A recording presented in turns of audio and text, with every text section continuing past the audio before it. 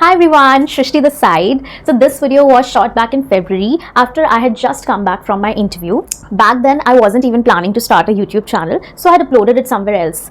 But now, since I'm starting fresh here, I thought of re-uploading it. Also, quick heads up, since this video was shot long back, it might end abruptly. And yes, back then the results weren't out. Now, since they are out, I'm happy to share that I have been shortlisted for NMIMS Hyderabad campus. I hope this video helps you out.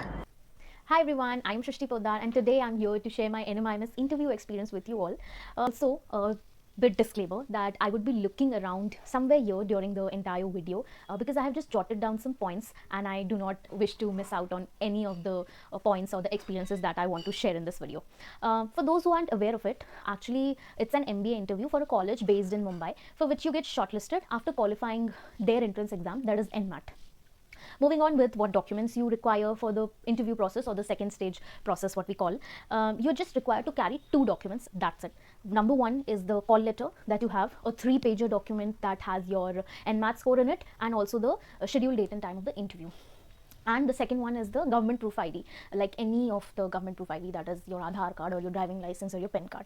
So that is it. And one particular thing that I would like to say, the instructor over there said that if you wish to carry any other document that you would like to show to the panelist apart from this, so you can carry it. And yeah, so now coming to the campus. So I entered the campus way ahead of time and I was very excited to enter the campus, and also I would advise that do enter the campus at least half an hour before whatever your scheduled time for the interview is. Like if you get a bit delayed, it may be fine, because I saw there some people actually were late by even 40 to 45 minutes, so it got adjusted, but still. Now, once you enter the campus, after that you have to check your group number that is displayed outside, and after doing so, you have to enter a hall. Now there, when you enter the hall, you actually have to take out your documents in your hand, whatever you require, and as I said, the instructor told us to take out the documents, whatever required, and you have to submit your bag and mobile phones, etc., and you'll be given a token for that. Now also, one extra thing is that the instructor over there just told us that that we do not keep our cell phones inside our bags and they have to be separately submitted, and a single token is provided for whatever things or belongings you submit over there. And after that, after doing this, we are just taken to the auditorium, and there we are given the system number where we would be taking the competency test, and also we are made to sign in the attendance sheet and all. And after doing this, we are just escorted to the computer labs where we have to sit according to the system number given in the auditorium itself. Okay. Now all these processes approximately took 40 to 45 minutes. Like my interview slot was of 12 p.m. and all these got finished till 12:40 to 12:45 while we were sitting at the computer lab, and our competency test was scheduled to start at 1 p.m. So we had a 10 to 15 minutes buffer times so that we can relax ourselves, drink some water and all, and also there was drinking water facility in the respective computer labs.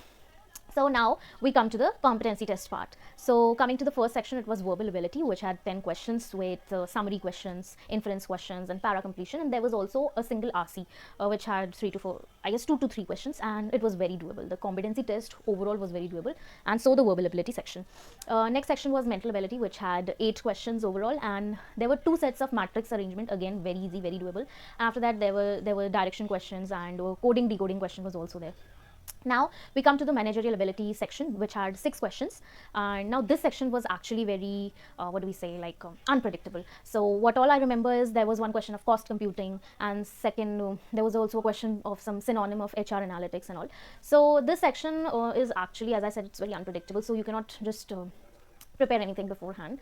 The next section was of cons, and it had 6 questions, like very easy again.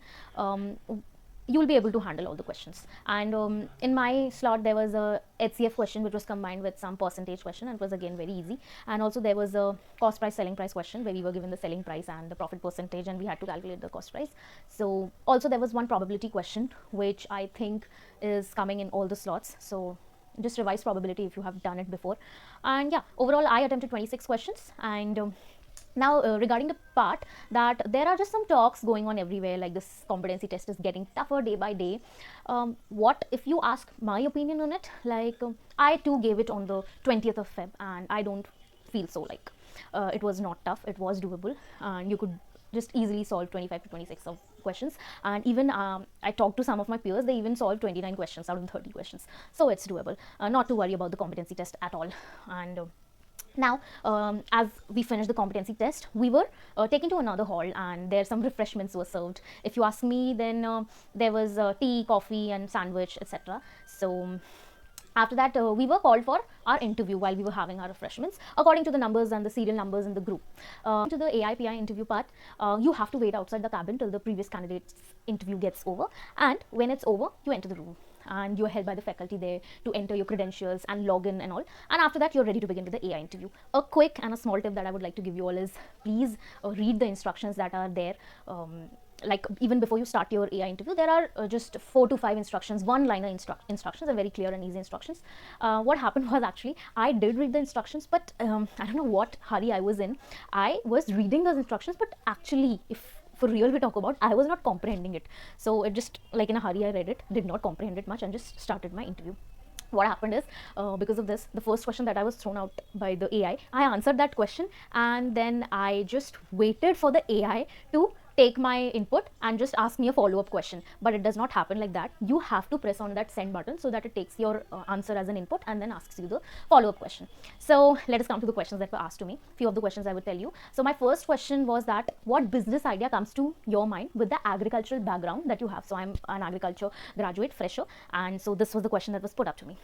So I took a pause of 5 to 10 seconds, and then I answered something like, I would provide a drone as a service model to the farmers, and then AI picked that keyword drone, and it started throwing me questions related to the drone thing, and like, what are the benefits of it? And then when I answered with the benefits, it asked me for additional benefits. So the follow-up questions were like really interesting too, if I talk about. And after that, what happened was, my interview ended abruptly. Like, the timer was ticking, and when it stopped, my interview ended. Like, what happened when I talked with some of the people who gave the interview, for them it was like, the AI interview was fully completed before the timer was about to end. So that was the thing that happened with me. Now I don't know how it would be taken up. Like, what happened was that even for the PI interview, you have to click on the start or proceed button, whatever is there on your screen. What actually, I had the feeling that AI interview would be fully independent of any technology, but it was not like that. Whatever I was saying, it was getting typed out in the text box that was there.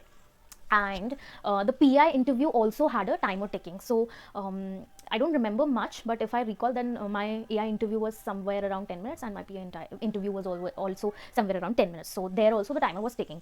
And personally, for me, the PI interview questions were really very general, the questions that were asked by my panelist. Now the panelists started to ask me questions, and also I have written down some questions that were asked to me, and I would just quickly read out to you all. One of the questions was, why am I going for an MBA? Like, since I had my graduation in agriculture, I could also go to the research field, like for an MSc. And since India also needs scientists, and this research work is important, so why am I going for an MBA? This was the question. Then, what all subjects I studied during my graduation? That question. Also, one question at the last of the interview, I was asked that, will I be able to cope up with the mathematical heavy subjects like finance, economics, given I didn't have maths in my +2. So that was a question. Then I was also asked about the number of varieties of rice in India, to which I replied that I won't be able to give a specific number, but still the the panelist wanted me to give a figure, like an estimate. Okay, next question was, I was asked about my weaknesses, and also I was asked what specialization would I want to opt, to which I replied HR. And then he threw a follow-up question to me, like, if a company comes for an HR position, what different qualities do I bring to the table so that they select me? And next, at last, he also threw me with a very open-ended question, like, everything and anything that I knew about the economics of agriculture, since I'm an agriculture graduate. And yeah, that's it. So my PI interview ended. And lastly, I was even asked by the panelist that if I had any question to ask, to which I asked the feedback of my interview, and I think it backfired a little bit, because he replied that since the interview is over, the feedback would really be meaningless. Anyways, I was given a positive suggestion by him as a person who is changing a field from agriculture to MBA. So yeah, this was it. And but one thing I must say, that everyone there, like, be it the faculty or the panelists, they were very generous and helpful. They would make you feel comfortable, and you just have to go there with confidence, and everything will be fine.